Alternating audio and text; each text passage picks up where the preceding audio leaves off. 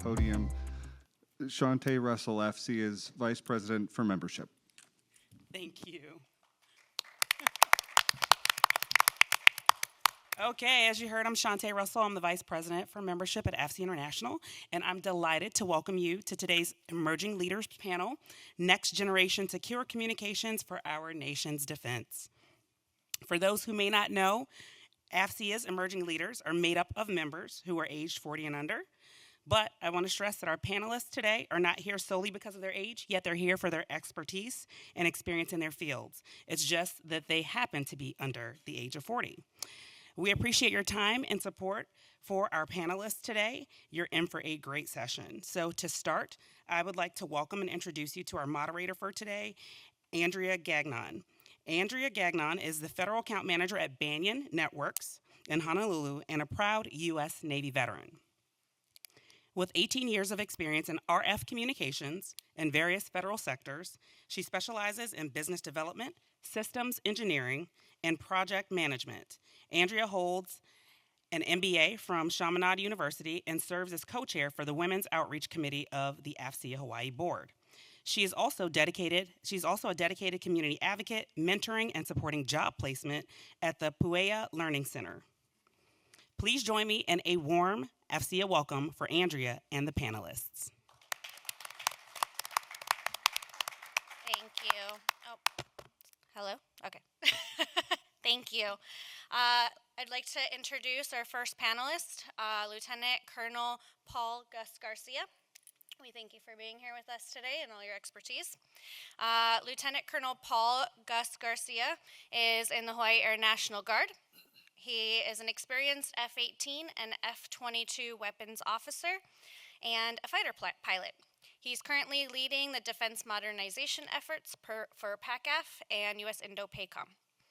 As the Chief of Technology and Innovation at the 613th Air Operations Center, he focuses on software delivery for fighters, asymmetric weapon systems, and joint battle management. A graduate of the University of Kansas with a bachelor's in science and mechanical engineering, Gus has received multiple accolades,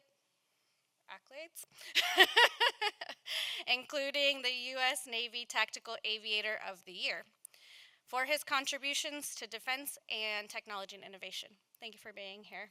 Yeah, thank you, Andrea. Our next panelist is Allison King. Allison is the Vice President of Government Affairs at 4Scout Technologies, where she manages relationships with Congress and the executive branch, overseeing legislative functions, federal policy, and strategic partnerships. Before 4Scout, she spent over a decade in federal service, working for the Department of the Navy and Congressman Mike Gallagher, and contributing to significant cybersecurity legislation while on the Cyberspace Solarium Commission and Cybersecurity Infrastructure Security Agency staff. Allison holds a degree from George Mason University and Georgetown University, as a 2024 National Security Fellow at the Foundation for Defense of Democracies, and a senior fellow at Auburn University's McCrary Institute for Cyber and Critical Infrastructure Security. Thank you very much for coming, Allison. Oh. We're out of order. Our next panelist is Catherine Shao. Catherine is the senior leader at Palantir, responsible for deploying enterprise software in the Indo-Pacific region. During her decade-long tenure with Palantir, she has led multiple facets of the business and product to include Palantir's health and life sciences practice, the humanitarian sector, and executive affairs. Catherine also serves on the World Economic Forum's Global Future Council for Data Privacy, which aims to shape policy for technology governance. Prior to joining Palantir, she led business development for Clinton Global Initiative and holds degrees in psychology and biomedical ethics from New York University. Thank you for being here, Catherine. Our last panelist is Andy Sawyer. Andy is the CEO and co-founder of Sentinel Blue, specializing in zero trust, cloud security, and cybersecurity compliance for defense organizations. With a focus on aligning operational security with business objectives, he is a CMMC certified assessor and leading voice on cybersecurity maturity. Andy is an active supporter of the AFCEA's Merging Leader Program and a regular speaker with the Cyber Guild, a passionate advocate for cyber workforce development and elevating women in cybersecurity. Andy also volunteers as a paramedic and enjoys spending time with his wife and boys. Thank you so much for being here, Andy. All right, that was a mouthful. We'll get started.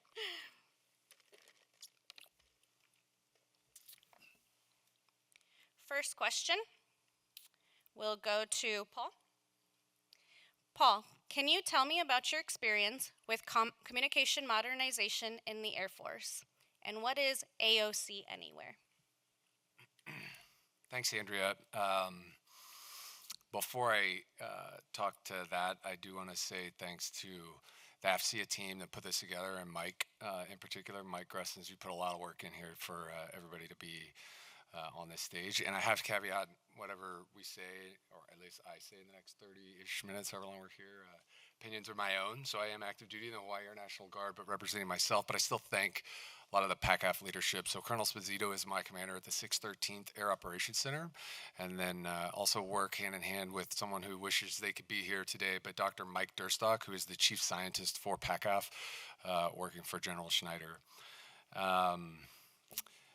So to the question about modernization, I think I'm going to be really excited to hear what the entire panel here has to say in their experience from industry. My experience has been entirely service centered, as I've been active duty for 18 years now. And I'm a fighter pilot that just stumbled into the comm world like a bull in a china shop, trying to just figure out, like, man, I get down to the edge and I don't have communication, I don't have nipper or sipper. It takes so long, and just dealing with Mike and I actually go back to the fighter squadron together, going out on the edge, and he was there trying to help us solve these problems. AOC Anywhere is a project that we just kicked off this week. It is in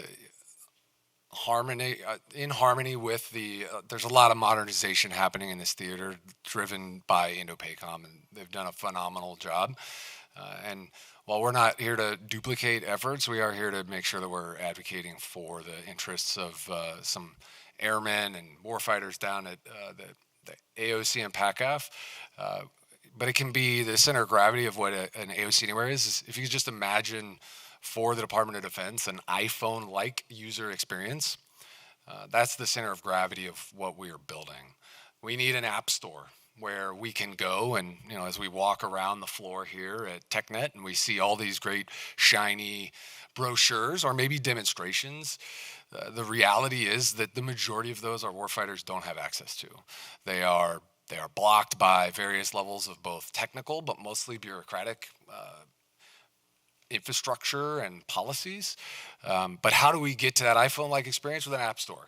Not only an app store, but probably like a developmental app store, because I need to be able to do DevOps or DevSecOps. I need to be able to speed up the OODA loop of how quickly we are learning on the battlefield and then immediately feeding that back in.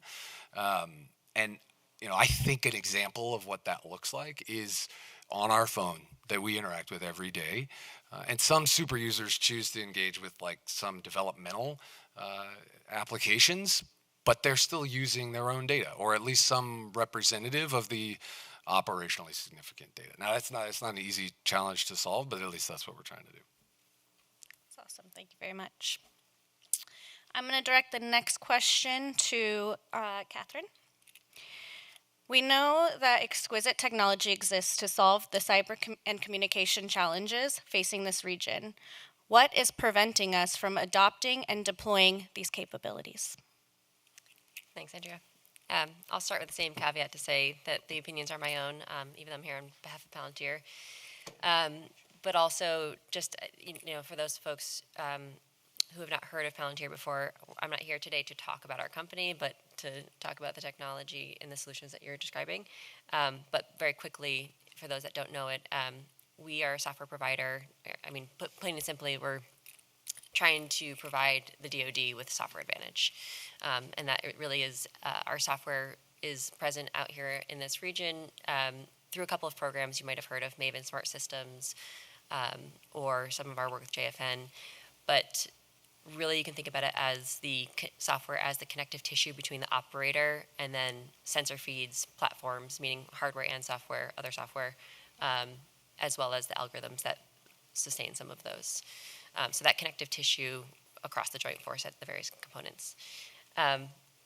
So we provide that, including all the latest LLMs and AI, and that's the perspective from which sort of I'm speaking here in answering your question, and what prevents us from deploying some of that existing technology that we know can work out in the field. And from my experience, what I've seen is, I think the first and foremost problem here is the distributed solutions. There are many, and it's unrealistic to say that you're just going to scrap what isn't working and start afresh. You have to work with the environment as that you're in. And so I think hardening some of the brittle systems, bringing together those distributed networks and infrastructure that already exists, and making sure that they interoperate with what you're building for the future is incredibly important. And I think that's preventing us from deploying some of the newest technology. You can't just look forward. You have to look at what exists and what the warfighter is confronted with today. And then I think the second thing that I've observed is really a relentless focus on speed to delivery. Even though you're working within these constrained environments, even though you're working with existing systems, as you're bringing in things like AOC Anywhere and sort of the future, it's very easy to get caught up in the traditional timelines. But the reality is we don't have those timelines. You have to be operating and delivering in weeks, right? Not years. We don't have years. So I think that though, if you can solve for those two things in terms of being able to understand and work with the environment you're in and interoperate there, as well as just really focus on speed at all times, accelerating and speed to actually deliver some of the solutions. That's where I'd start. That's a fantastic can I ask answer. something of a follow-up? Just Yeah. for both the efforts that you guys have brought up, from an outside perspective looking in, often at the federal government, the DoD, speed is not something that they're known for. But I always, when I come to events and hear people talk, speed is identified as like a strategic thing. We need to change. We need to adopt faster ways of doing things. And yet I keep hearing that. Are we making meaningful progress? I would say yes, but I would also lob criticism in a lot of directions that we are just admiring the problem in a lot of lanes. And I will also say that, Catherine and Palantir are good partners for the 613th AOC and PACAF. We are users of their software. They are exploiting two competitive advantages that they have, which is they have kind of solved for the ability to do to ship software to users. And while people are sitting back and kind of admiring the problem and trying to solve this big, complex, massive, integrated system of systems, Palantir is just delivering incremental small wins. And those compound. And as those compound over time, if we can just solve small problems, and there's some nuance in how we do it, I think that we are seeing that change, but it's not yet at the highest levels because DoD is inherently very waterfall and it depends too. Software is kind of changing our world. Yeah, I'd agree and appreciate the compliments of the work, but I think that we're not aiming to out here change speed of procurement, right? Which ultimately, if you're going to start top down, we're not going to be able to do that. But where we see the real change in speed, and I have been seeing it, is behavior, right? So if you deliver a small win or 10 small wins, and people out here see that it works, they are actually then adjusting and saying, we're doing this now. and they're willing to throw out the previous behavior, which is, calcified in terms of the old timelines. So that's really encouraging, because in heart and mind, we're there for the speed, and it's not just all talk. When we move the system, that'll come after. But I think there is a willingness, more than I've seen in the past with other DoD systems, to actually accelerate. Go ahead. Andy, you're a cybersecurity expert, and often, it sounds like you're certainly more than me. And I think a lot of times we point to some of the bureaucracy and red tape as, frankly, like cybersecurity burdens. I'm curious your take, because my perspective right now is that actually the biggest risk that we have is the risk of doing nothing or inaction. Yeah. And so, like, as an example, some of the criticism I lobby is that some of our, we'll say, like, some of the leadership is trying to drive the cyber risk to infinitesimally zero. Yeah. And in the process, what they maybe fail to understand is the significant operational risk that they are inheriting. If you are familiar with the Air Operations Center, I mean, we are operating on a weapons system that hasn't been upgraded in 10 years. And when you talk about the life cycle of software, like, we need to go a little faster. Yeah. Yeah, and I talked to, I can't recall who I was talking to about this, but we're talking about weapon systems in particular and how increasingly it's difficult to find developers to improve certain weapon systems because they're languages that were founded in the 70s and those weapons platforms are still out there. But to the larger point about, cybersecurity and the burden, bureaucracy, and this risk of doing nothing, the world I operate in is primarily in supporting defense contractors. And if you follow that world at all in cybersecurity and compliance, you'll perhaps know that it's nearing the end of 2024, and there was a list of cybersecurity requirements that defense contractors were required to implement back in 2018. That program has done nothing. In 6 years, going on 7, we're just now reaching the point where this certification program, CMMC, is meant to go live. 7 years is an impossibly long time in cybersecurity and technology for anything to be relevant at this point. So you have an entire defense industrial base who are implementing requirements that were developed back in about 2014, and are being applied to networks and systems of 2024, which is, I would say, unforgivably long. And I've often criticized, not that anyone's going to make me king, but would I have been king, I don't think I would have gone for this monolithic, achieve everything all at once to that infinitesimally small zero, but instead, there's 5 things that if every organization across the states did that are fairly basic at this point, we'd be in a much, much stronger position all the way through the supply chain, from the highest points from the warfighter edge down to the folks that I work with, these small machine shops that are building the little part that goes onto the larger part that gets onto your aircraft. Fantastic. That was a great one. Thanks, guys. The next one is going to be directed to Allison. It's kind of piggybacking Can I on preface this real quick? Cybersecurity. Just before Allison starts, there's a brief story for the AFCEA people. Last time Allison and I were on a panel at an AFCEA Emerging Leaders event, a fire alarm went off the moment she began talking about China being in our infrastructure. So if she brings it up, just direct your attentions to the exits. It may become necessary at some point. Do it again. Oh, goodness. Thanks for the caveat on that. We're all looking around now. Awesome. Allison, for U.S. military and its allies, what are the cybersecurity challenges in ensuring secure communications across the vast and remote Pacific region, and how can these be mitigated? Sure. So thanks again for that disclaimer. But we'll kind of start from the top, from a macro perspective. So back in January of this year, first time ever, we had 4 principal cyber directors testify jointly before Congress on Volt Typhoon and the malware that was found in Guam and telecoms that was supporting 3 of our bases there. And so this sent shockwaves across the national security community.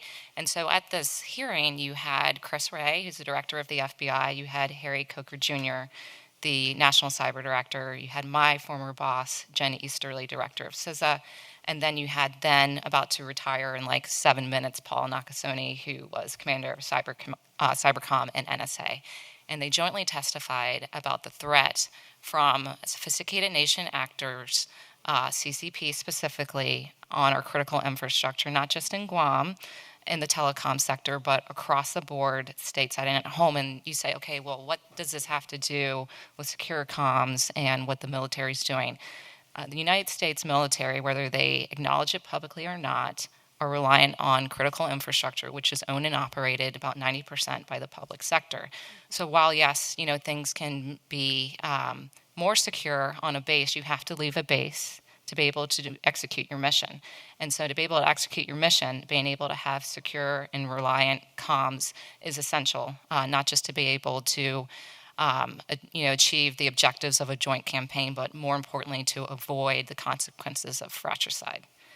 That is, in the forefront. And so moving ahead, we know that the Chinese do not want to go kinetic with us. Why would they? What they want to be able to do is delay or degrade our ability to deploy and support our allies in theater. If they can do that, they have won. They have probable deniability. They can say, well, you should have cybered up, or I don't know what to say to you. But more important, denying weapons in the garrison is just as effective as destroying them on the battle space. So it's important for us to kind of keep that in mind, that we can invest billions of dollars. I believe the defense budget last go around was like $850 billion. And all this exquisite technology and ensuring that we can satisfy the requirements across the services.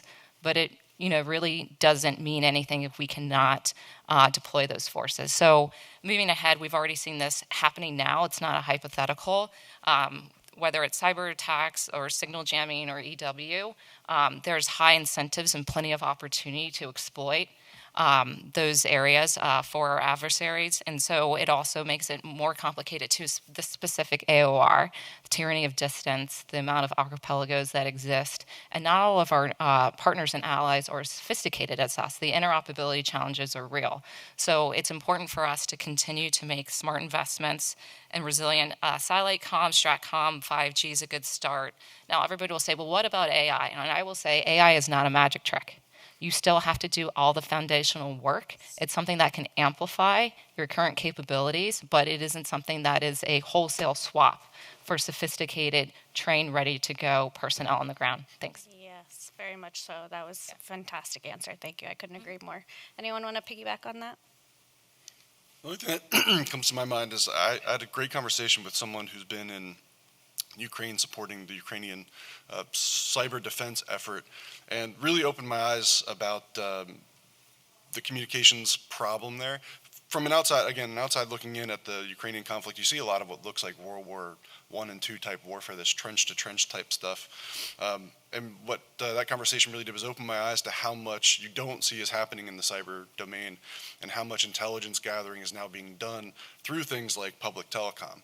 What I found out in that conversation was part of Russia's war plan was not to destroy all of Ukrainian telco, but to actually come in and take over it and use it as a preset, way that they could communicate in the battle space. Part of the battle that's been going on there, part of the chess match between those two entities, is that they're both on that shared telco, and they're using that telco to try to find each other.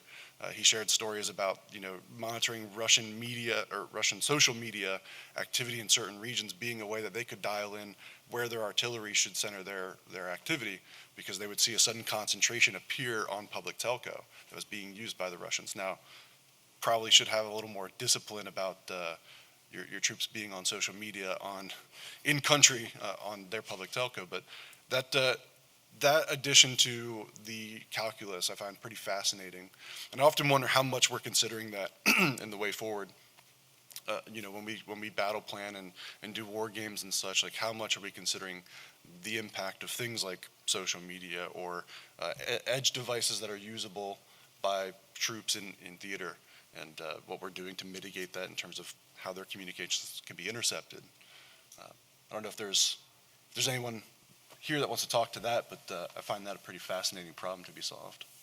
I think they tie together too. I love the term they used, Allison, of amplification, which is to say that, like, whether it's AI or ML, or let's just say this emerging technology really is going to amplify something. And that might be the inaction. If we do nothing or we are slow to adapt new technology, then we are going to fall further and further behind. Or if we use it in the wrong way, then it could go off path. So it's definitely a difficult challenge. But I do think it's interesting leveraging as many of the lessons as we can learn from what's going on in Ukraine, as well as in Israel. But then also recognizing, and I think it sometimes gets missed, just the unique and configured and even tailored problem set that is in this Indo-Pacific region.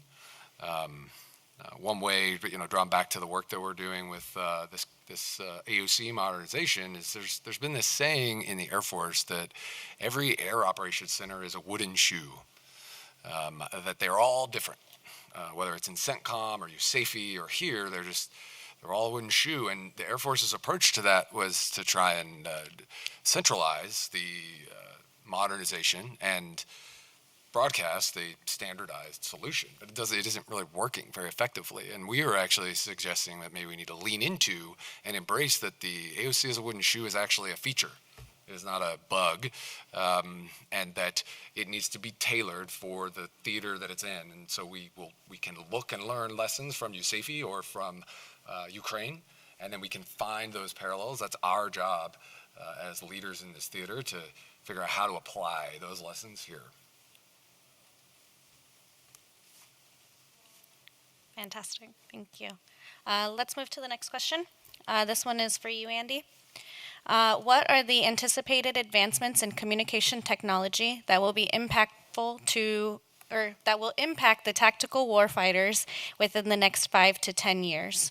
What measures are being taken to secure these tactical communication systems against cyber threats? I think the biggest one that I think comes to mind is post-quantum cryptography, and what the addition of quantum computing is going to do to communications, not just in a warfighting capacity, but broadly across the internet. Quantum computing has a risk of being able to completely break how all secure communications are currently done on the public internet. I don't know how much everyone knows about cryptography, but the asymmetric cryptography is what happens when you connect to your bank's website and there's an exchange of information to establish another type of cryptography for communication. That asymmetric cryptography today with normal binary computers, it could be cracked within like 1 billion years or some absurd number, right? With post-quantum computing, or just with quantum computers, it's estimated that's going to be brought down to a matter of like potentially hours, days, weeks. So the introduction of that technology to the communication space means we have to completely revisit how we're doing encryption. Now, there are emerging post-cryptography algorithms, post-quantum cryptography algorithms. I think NIST has, released 4 that we believe will work with that. But I think that's going to be a huge impact, and that the moment that's available, the entire internet as it exists today has to be completely revamped. Obviously, that'll have downstream impact to tactical communications, because I believe a lot of tactical communications currently use that same technology, whether or not they're on the public internet or something like SIPR. Same backbone, same sort of problem. That's the biggest one that jumps out at me. Does anyone want to piggyback on that? Do you think we're prepared to? I don't think we're address prepared ever for anything. Well, I guess, are you eager to prepare against this, or what is your posture here? I mean, listen, I would love to spend any amount of time preparing for post-quantum cryptography. I'm still fighting in the defense industrial base to get companies to turn on multi-factor authentication. Yeah. What I talk about a lot, and Ali and I had a conversation recently sort of about this, the gap between what needs to be done in a cybersecurity space for the future and our ability to keep pace with it is widening massively, at least in my opinion. The more and more I see technologies moving faster, and we can't afford to slow it down with things like AI. Like, we have to be at the forefront of that. We cannot cede the forefront, the front runner position in AI to the likes of China. But our ability to keep pace with it and control it is falling behind. And the panel that I was attending just before our panel started, we were talking about supply chain security and operational technology and the impact there and how unprepared we are, that we're not even talking really about the OT space and the likes of Salt Typhoon and Volt Typhoon, that's who we were talking about last time the fire alarms went off. So just give it a second, make sure that doesn't happen.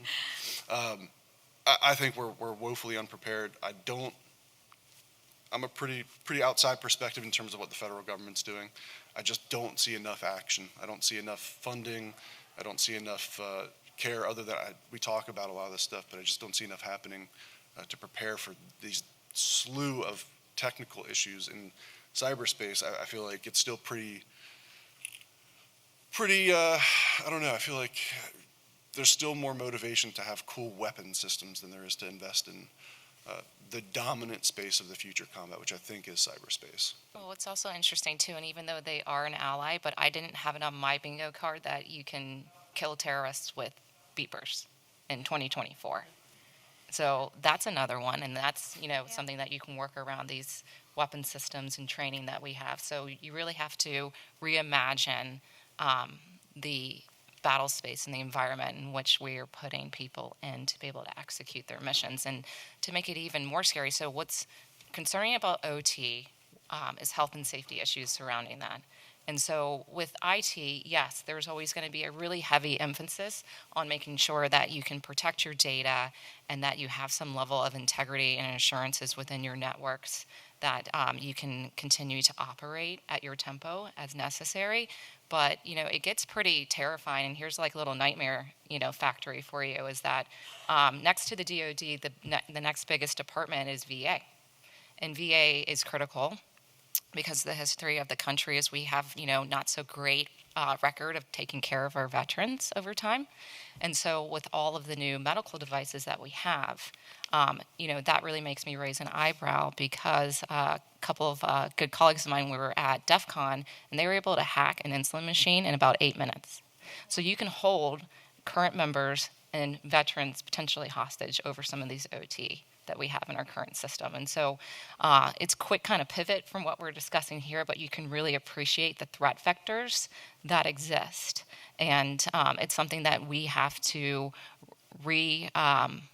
almost modernize how we look at this problem set moving ahead. Like the era of like PPPE with McNamara is not working anymore. For us to be able to understand our requirements and get them staffed, and have Congress kind of finally break out of this terrible chronic posture of having CRs until the cows come home, it really does hurt us moving ahead. And I mean, every single service secretary has complained about this probably for the last 15 years, but we're getting to a point where we're getting closer to the edge where there's going to be some really significant consequences moving ahead. And so I just hope that we are in a better position moving ahead with this next Congress. So while cybersecurity is bipartisan, it doesn't really matter if you have a legislature that's not really functioning. And unfortunately, even in that situation, DoD is first among equals. We have an NDAA that has been consistent for over 60 years, but it doesn't, stop there, because even from like a national security perspective, you have Department of Homeland Security, you have Commerce, Energy, Treasury, all these other functions that really suffer, and that does impact where we currently sit today from a readiness perspective. What are your thoughts on bridging those gaps? I mean, there's so many big things that we don't have any control over, but what are the things that us in the industry and, our active duty military members and, all of our industry that are, supporting these efforts? Like, what is something that we can do to start bridging those gaps that are within our circle of control? What do you think? So, go ahead. Well, there's so many layers. As you were talking, Allison, I was thinking there's just so many layers of decision makers and policy that are what slow us down. I mean, we've all experienced that. If we need a decision and we send an email, and we have 3 days to get the email back. Like, it's just that, but compounded in a lot more than email and other systems and how decisions are being made. And then someone has to turn around and defend the decision that was made at the lowest level. I do think, like, as an example or analogy, that actually some tacticians on the battlefield understand the importance of decentralizing command and control and pushing it down, assigning contracts and saying, if this, then do that, and allowing them the autonomy to go out and do that. And an interesting example that I'd at least like to be curious what this panel thinks is Joint Fires Network. So to try to make that connection, that is an example of the combatant commander basically gaining some significant authority over budget and how it was going to be spent and what was going to be done with it, as opposed to previous, PP, POM, how we assign money is that we man, train, and equip those combatant commands. So having grown up in Department of the Navy as a civilian, both at NAVSEA and the Steering Missile Program, and then fleeting up to OPNAV staff under N95, which is, the redheaded stepchild of the OPNAV staff, where they take all our SEN and give it to Columbia class. You had to get pretty creative in how you were able to figure out what you can do with the resources and constraints that are stacked against you. And so in that situation, which I still think it's valid today, and I do advise folks who do come to me and ask me, well, I know what I need to do, but I have to address what I can do. Two different things. The delta can be pretty dissatisfying at times. And so I always kind of point them to where are your programs of record. Because the way that the Congress works, it's all about authorities and then it's about budget. And so you start with what you can do from a Title X perspective, or even a little further down the pecking order, and then the budget that you have and what flexibility that you can move out from there. And so in the context of this discussion that we're having about secure comms, one of the programs of record that exists within DoD is a Comply to Connect program.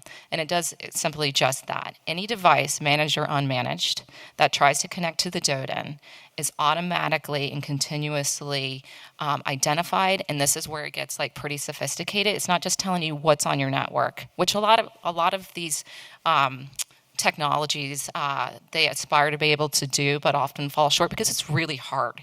You have traditional IT, you have this new IoT, which is exploding all over the place, which does not have security baked in, and a lot of those products are coming out of China. And then you have these really old, archaic OT systems that exist without any security baked into them, because a lot of times they're 30, 40 years old. And we're not exactly sure how they work, but we know that they work, so don't touch it. But at the same time, you have this mass convergence of all these things happening at the same time, which opens up threat vectors and avenues for our adversaries to be able to crawl in and really kind of create some pretty nasty scenarios for us when we don't need it during a critical time. And so that's why you had all that malware planted, right? They're waiting to be able to turn it on and to be able to really create issues for us. And where it gets more serious is back home stateside. They have that in our water plants and systems. And of course, Mike Gallagher, my old boss, who's also at Palantir now, he made the comment, which is 100% correct. There is no objective from an espionage perspective on planting malware in a water treatment facility, except for to create health and safety issues for a mass population. It's like putting bombs underneath bridges. Why would they do that? And it's because they can. And so back to your question of what should we do, because that's a daunting perspective to be able to navigate through, is with the authorities that you're provided, the budget that you have, what are the smarter, more agile acquisition strategies that you can employ using commercial off the shelf? Because if you wait around for the DoD to approve something that's, unique and shiny and Gucci, you're going to be waiting a long time. That's going to, be, the stuff that we have now is kind of vintage, to Andy's point. And so it's not always easy. It's not always attractive. But go back to your programs of record, what you already have, and kind of figure out what's in the art of the possible, while continuously to advocate for what you need downrange. Can I jump in there?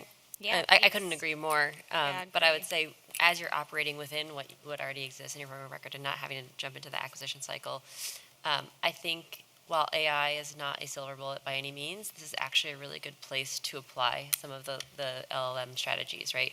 A discrete, finite activity that an agent can go do. So if you think, you talked about automated detection of actors on your network. great, that's a good application of it. Automated markings, if you're looking at the, the classification system that's, well overdue for a rehaul, how much LLMs can do to, for instance, go back and learn from declassified documents, where are the threats? And maybe they don't come up with beepers or bridges, but there is certainly a lot to learn that we could then use to improve our existing situation. But really apply these LLMs and AI in really like low-hanging fruit opportunities within the places we're already operating. Right. Our processes are so manual, at least the folks that I interact with, where it is not that. It's Excel spreadsheets or people sort of like manually scrolling through security logs to try and spot the bad actor. I did not know as a fighter pilot that I would care about continuous risk management framework, or RMF. And I'm curious, especially you, Allison, or to anyone here, like, kind of think even zero trust architecture, which is, I'll go out there and we can find all the buzzwords on the signs. and when we have that in 3 years or whenever we get it for government, we're behind. Like, we need continuous trust. In fact, zero trust architecture probably isn't adequate for the malware that's already here. Yeah, so just to kind of like pick up on that, and I'm glad that I don't think I have any more Force Scout people in the room because they'd be upset if I said this, but it's fine. You can kind of, peanut butter spread this across all the vendors that are out there, but zero trust is not something you can buy. You can't buy your way out of the problem that we're currently in. And if you look at insider threat, zero trust is not sufficient. You need negative trust, right, is a new buzzword, so that might pop up at some point. But if you think of it as the three main points to be able to tackle this problem is you have to have best-in-class tools, which you have your vendors outside. So again, they're an important part of this. You also have to have the right policy in place, which looks to identify systemic risk across the infrastructure and what are the behaviors that we need to implement at scale to buy that down. And then the third piece, which nobody likes to address because it's hard and expensive and it takes too long, is workforce and training. You have to do all three of those at the same time, or you're just kind of chipping away at one piece of the problem. And so for us as vendors, it's hard because while we talk about Congress and how that money flows and all the authorities flow, they're calendar driven. We are event driven. We have sales cycles, there's product releases. We're trying to thread the needle and then also find the right opportunity to engage with the right folks across DoD and other national security communities to be able to say, we can help you address this, but again, it's only a piece of it. And even though you had the executive order 13048 that was released about 2.5 years ago on the heels of Colonial Pipeline that says, you got to do zero trust, get on it.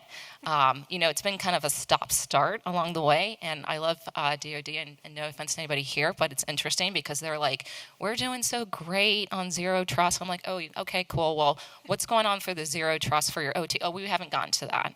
We got to come back in 2027. I'm like, well, that's kind of like the whole enchilada. Like, you can't just say, I'm going to do the IT piece and say we're good to go there. It has to be holistic, has to be every single endpoint. And the OT stuff is difficult. And so looking to kind of move ahead on that, I'm optimistic. But again, it's going to be difficult because it is, again, not just the tools, it's a policy piece, and then it's a people piece. And the people piece rotate. Like, people get very angry when you're like, I've already talked about MFA, I've already talked about all these things. It's like, yeah, but the people are new. Yeah. And so that's just something to kind of keep in mind. Catherine warned us not to just throw spears. If she's had better, more eloquent words than that at this panel.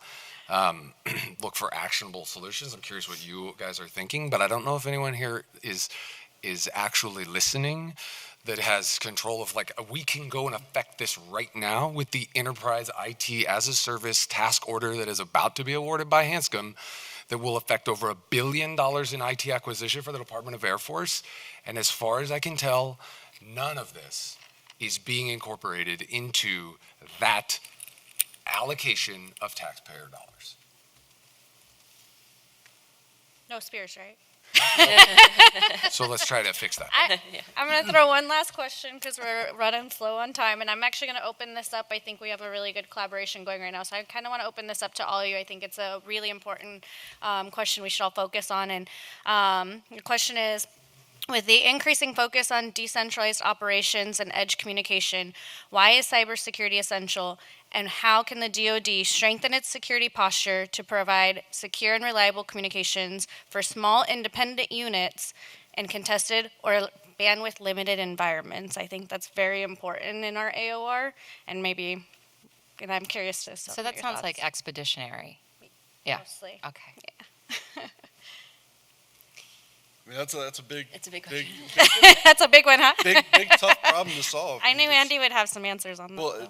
you asked like why is cybersecurity essential as maybe a broad opening salvo there, which I mean, all the combat of the future will be fought primarily in that space. My cybersecurity professional thinking, just in all the conversations I've had, again, I reference a conversation with someone who's been in Ukraine the last several years and understanding the impact of modern warfare being fought there, where so much is done in the cyber domain, so much of the intelligence gathering done in public telco, like I talked about, the addition of drones and the major impact they've made for an inferior fighting force to hold back a superior fighting force, just all of these new capabilities that are going to be essential to us, in our warfighting capability going forward. All of them are using communications. They're using IT and OT. Securing that, protecting that, having resilience in our ability to fight that way. I can't imagine anything being more paramount going forward, to ensure that we're able to defend ourselves and project power where we need to. Again, go back to the panel that we were just watching where they're talking about OT and supply chain security. They brought up a good point, which it was Lucian polling the room and asked, like, who here thinks China's going to invade Taiwan in a kinetic way?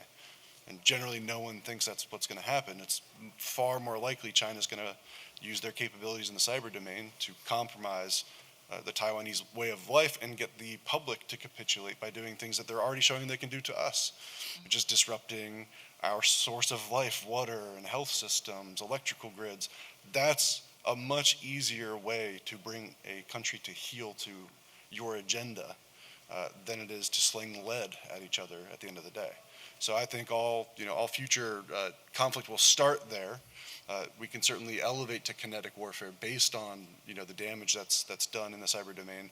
But any smart entity in the geopolitical space that wants to enforce their agenda will start in that space for sure. Just to kind of piggyback on Andy, so cyber is a precursor to phase 0, 2, and then you can kind of amplify from there. And it's something that as more demands are put on the Indo-Pac theater commander, decisions will need to be made, but investments will absolutely be essential on this. But at the end of the day, fundamentals don't change, right? You have to have some level of integrity, understanding access control across your suite of comms, to include, your weapon systems and everything in between. And so what needs to happen moving ahead from a foundational perspective is to be able to, through the programs that we already have, ensure that there is a heavy level of oversight incorporated so it doesn't become a compliance drill, that what we have decided to deploy and invest in, foundationally speaking, that you can continue to have continuous control of those. You can tell me every asset, managed and unmanaged, that is there, because those are your attack vectors moving ahead, and then you can layer in more of this exquisite capabilities and tools from LLMs and AI to ensure that you, as the operator, are in a position where you have every advantage moving ahead, whether in phase 0, 2, and across the board that way. And so I think that needs to be at the forefront, because people don't want to talk about it. It's not sexy. It's not cool. It's something that somebody else, who is like an IT nerd in the basement with a red stapler is supposed to be taking care of for us. And I don't want to deal with it, but it very much is essential.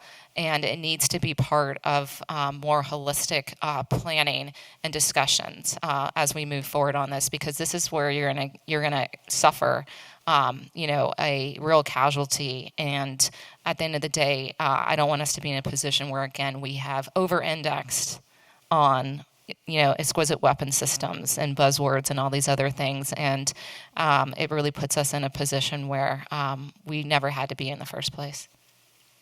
Yeah, I'd build on that as well and say I'd add the requirement that we need to live in production, rehearse in production. That's what's working in Ukraine, right? They're not building these beautiful prototypes and then testing them. One of my favorite stories actually from the past year was, a sanitized version of the story is essentially they sent 20 drones into a target, 19 were destroyed.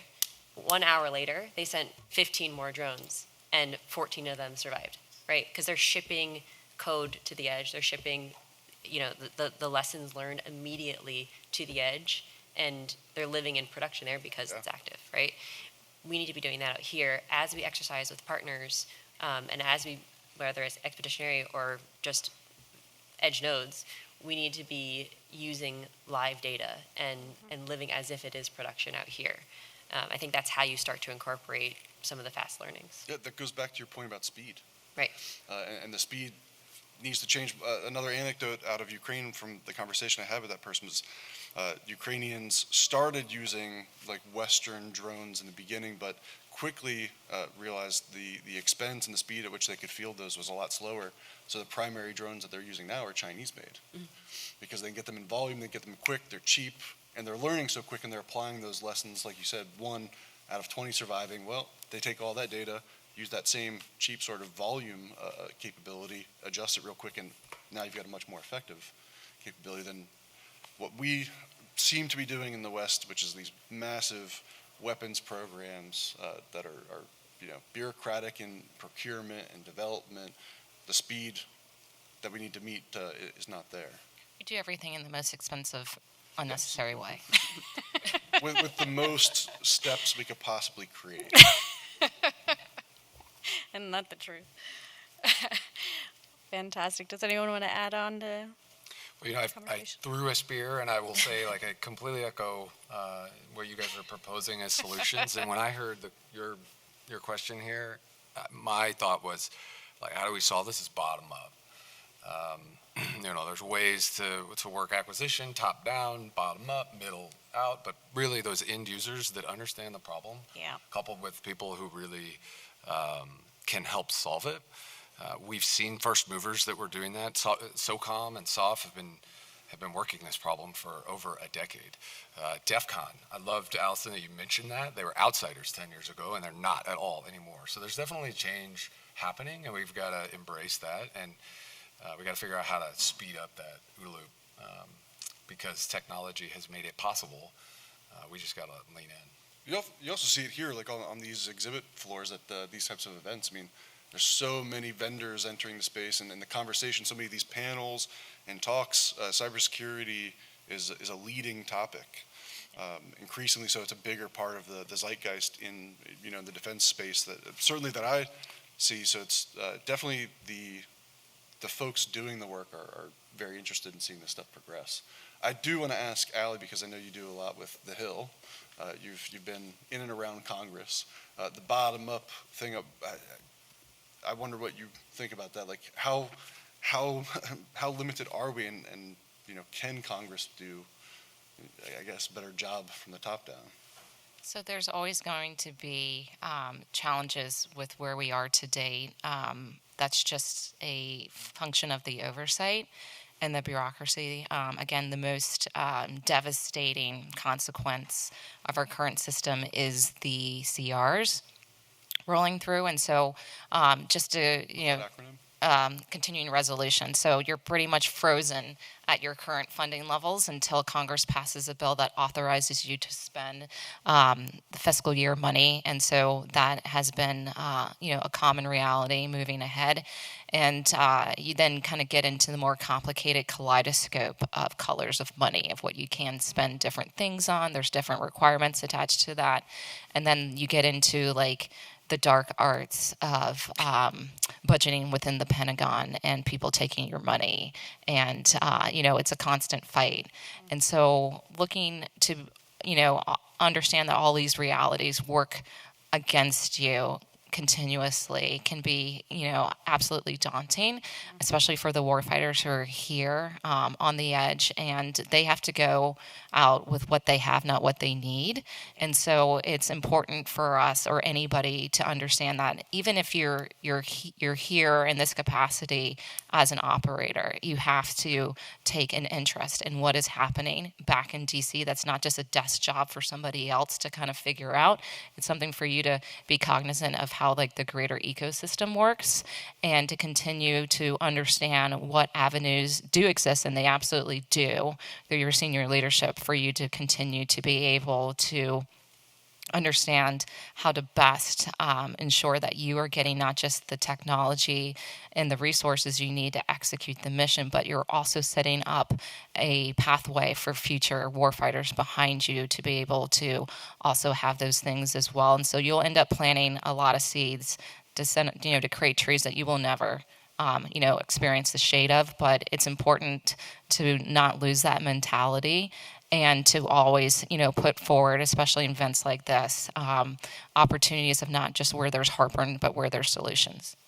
And I want to clarify, Andy, for bottom up, I think there is a push and there is a pull. The users at the edge need to pull on the technologies they really want, but we need from the top the push and the advocacy and the support to sustain those things and make sure that it becomes a reality. I work with a lot of like research labs or teams that are maybe on the East Coast. Never more can you feel it right here, all the way out in Oahu, thousands of miles from the mainland.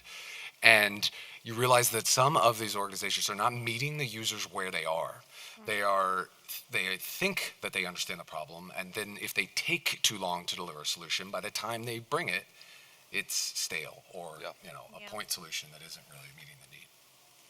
Definitely. I think that's a huge aspect. And when, so many of you guys were talking about it, I think, knowing those right avenues, knowing those right colors of money, those buckets of things that are everywhere that can become so daunting in this industry, but leveraging the solid partnerships that, we have between us and industry and military, active duty, and, the advocates that we have in DC. And, when we're leveraging these partnerships and strengthening these partnerships in events like this, I think that's where we start making the progress and moving forward to, start getting answers and resolution, right? That's taking top down, bottom up, in the middle, the integrators, the partners, the people that make the technology, the people that include the technology. We all have to start, coming together as a collaborative force if we're going to start answering these problems. Awesome. Well, I'm starting to run low on timing, but I would love to open it up to our audience. If anybody has any questions for our panel members, we have a few minutes for some audience questions. We do have some questions from the audience. Thank you. The first one opens with a comment from Andy Sauer, but is for the full panel. So, Andy, you mentioned quantum computing, specifically cryptography, as an emerging technology. Can you or the other panelists comment on the future of quantum computing and how it can be leveraged to benefit DoD forces in preparation for conflict with a near-peer threat? Oof. Well, I certainly don't feel qualified to answer that in a meaningful way. I'm not a computer scientist. I know enough about quantum to understand the threat it poses to me and my role as a cybersecurity defender, essentially. So I know what it's going to create from an offensive perspective, in so much as it's going to impact me. And that's largely in the undoing of current, asymmetric cryptography that protects communications on the internet. I don't know much about how it can be leveraged by our military, by our DoD, in preparation for conflict with near-peer threat, other than, like AI, it's fire that they're going to have, and we're going to have to fight that fire with fire, so we need to stay at the forefront of it. Just to piggyback on that, so this is like a wonderful opportunity for, our friends at Cyber Command and NSA to be able to release an updated strategy around this this issue, because again, it's not if, it's when the encryption is broken, and I can guarantee you a lot of the the languages that are used in our systems are not memory safe. And so I suspect in the future year budgets, the black budgets anyways, that we don't have access to, that there's going to be quite a few zeros and commas that are going to be teed up to address this problem. part of the solution that that we have access to now, starting this FY, is computer-aided rapid prototyping capability offered by AFIT and the University of Purdue. They're using quantum and conventional or traditional compute from IBM and Atoms to just experiment with what this might be. It's certainly not on the edge if it comes to quantum compute, but also I think quantum sensing is another extremely promising or interesting area of interest. But yeah, not a computer science expert here, so I'll leave it to the pros. It's a good question. Great question. We have time for another one if you have. Certainly. Changing gears just a little bit, would like the panel's thoughts on how they feel about education, training, and readiness in terms of whether emerging leaders should focus on certifications or degrees, or corporate or government experience required scholarships versus CEUs, and if you have any thoughts on where opportunities lie for other emerging leaders. No, I'm gonna let you go. Okay, so I'll start off, and then you can do cleanup crew if I'm too off base. And so this is a huge issue. So across the United States, there's currently about 600,000 empty cybersecurity billets that exist at all levels. And just like anything within the military, you cannot grow a cybersecurity expert overnight. And we previously run into somewhat of a draconian understanding of this space, because we're like, well, where are all the, computer engineers? Where there are not enough computer engineers currently in colleges across the United States, 4-year colleges, that are going to put a dent in that 600K. So you have to open the aperture more broadly speaking. And then again, we kind of discussed the whole DEF CON, and where you have a lot of unconventional talent. You need to open the aperture beyond the 4-year or even 2-year degree. So it's more of a acknowledgement, HR across the board and within the federal government, like OPM is terrible at this. They've been tasked to address it, but it's going to take some time to realize there's a skill-based economy that we need to tap into that we are not doing currently.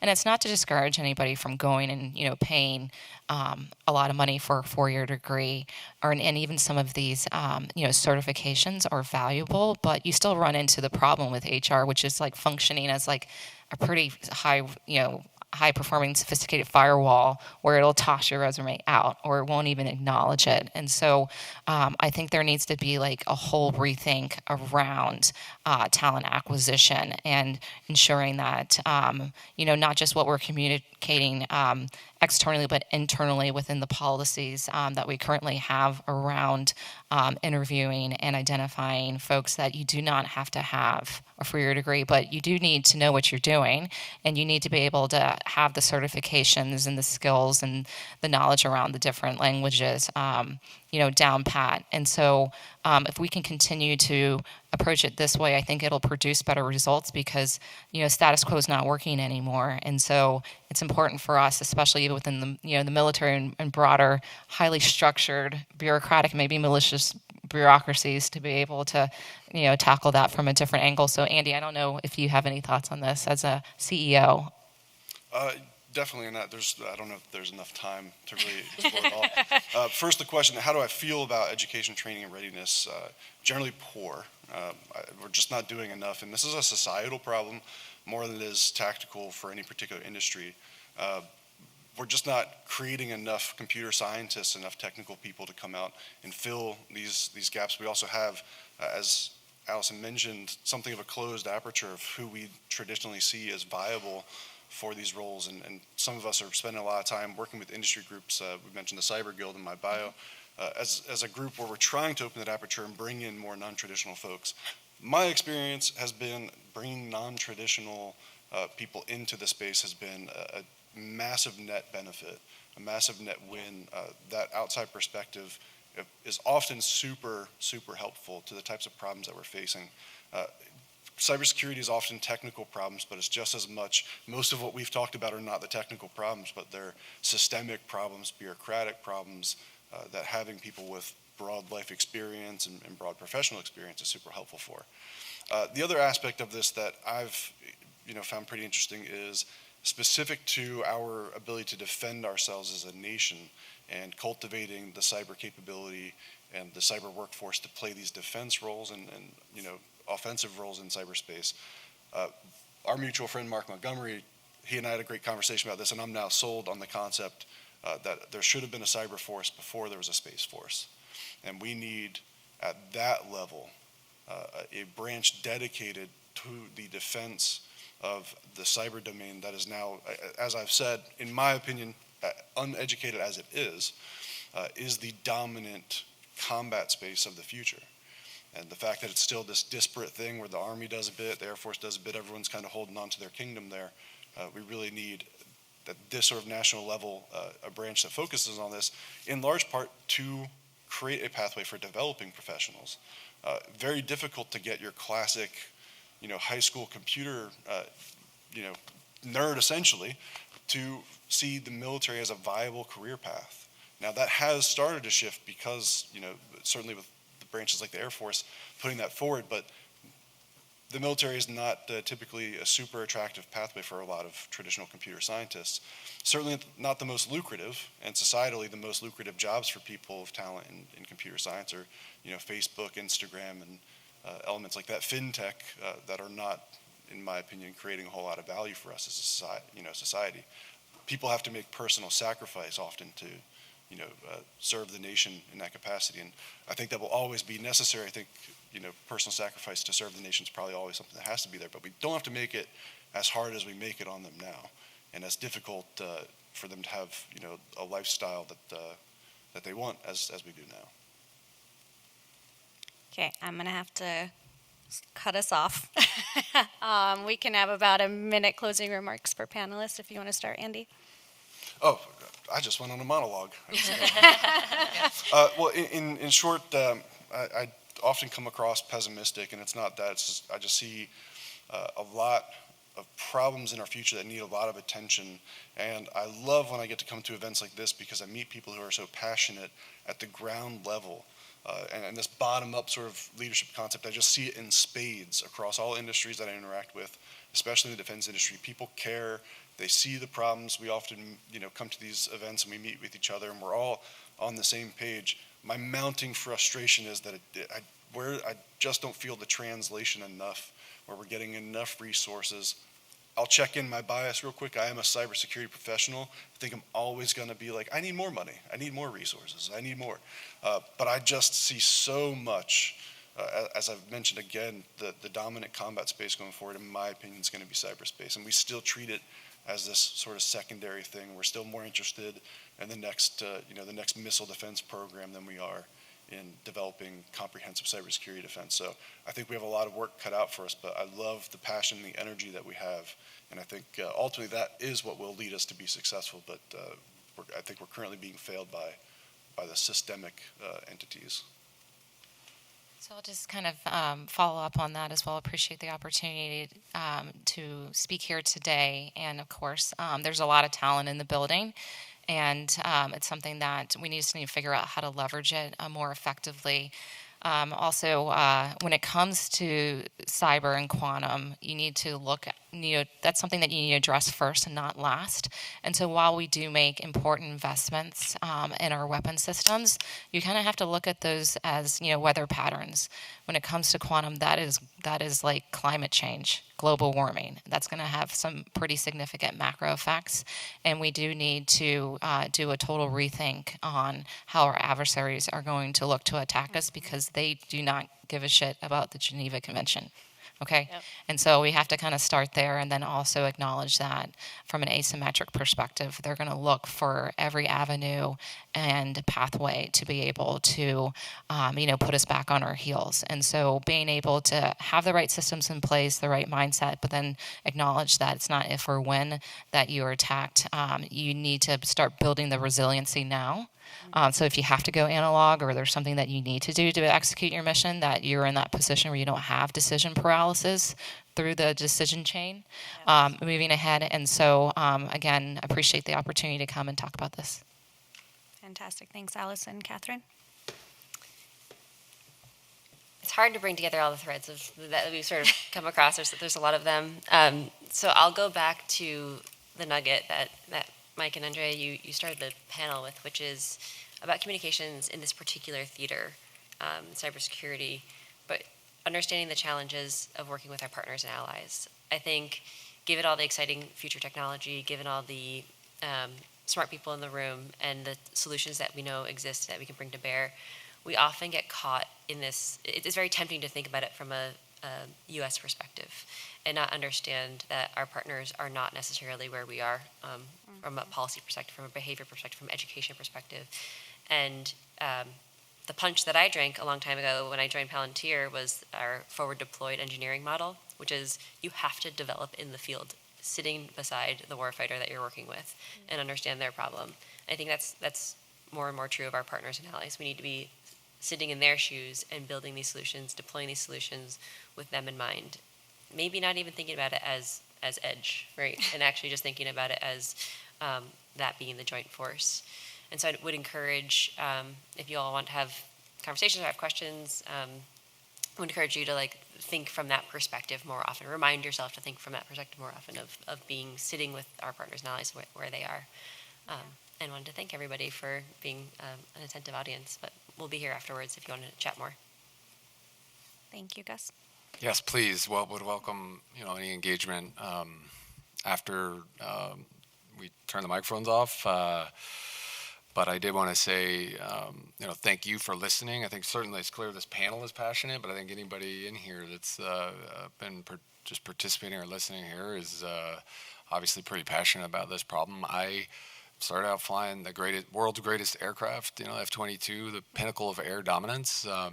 Visual and beyond visual engaged maneuvering was my area of expertise, and I agree with Andy that the primary domain of future warfare is something else, and I don't even know if we've defined it, but how we orchestrate across those multiple domains is the challenge, and I know that some people in here have some great ideas how to do that, so thank you for the time.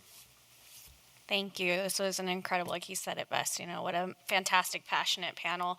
Thank you for letting me come up here and join you guys on this. I really appreciate all the input. We will be having a lunch after this, so yes, please feel free to pick all of the brains that are up here and all the ones out there, and I will turn it over for closing. Yeah, thank you. For those who don't know, I'm Dick Palmieri. I'm the president of the AFCEA Hawaii chapter, so I have the honor of thanking our panelists today. What a great conversation, variety of topics. And what I'll reflect on is not the topic, but the energy, the passion that you bring. And I like to say that's because you're emerging leaders. AFCEA, we say you're under 40 years old, and that's not a requisite to be smart and active and energetic. But it's really amazing to see younger folks like you, not older folks like me, continuing to have these really value-added conversations. And for the group out here, to have those conversations, not waiting for TechNet, but continue them. If you've seen some of them express how they're friends outside and they have these conversations about work and challenges beyond things like events like this. So that's the aspiration that we say, especially for the emerging leaders in the audience. Take some lessons, take this back, continue the conversation. There's really important things to talk about and solve. And maybe do that at lunch. So thank you very much. I'll say to the panel, thank you for moderating, Andrea. Andrea is part of our AFCEA Hawaii team, by the way, and if there's others out there that want to join us, let us know. Talk to Andrea. Thanks to Mike Gressens. He's our vice president for emerging leaders. Talk to Mike as well. For the panelists, several of whom I know, Gus, I know very well, Catherine, Allison, and Andy. I hope to get to know you better. Thank you for your time and your contribution for this important conversation. And I do look forward to the rest of the week where folks come to you and ask you for more of your very solid opinions. Thank you. On behalf of AFCEA Hawaii and International, to thank you, we are making a donation to Friends of Windward Wounded Warrior on your behalf. So you'll be able to see that at some point. And lastly, we do have some coins that I would like to present you. If you'd like, get up from your chairs, come out front. I think there's a photographer to take a picture. But then that'll be an easy way for folks to come down and also say thank you.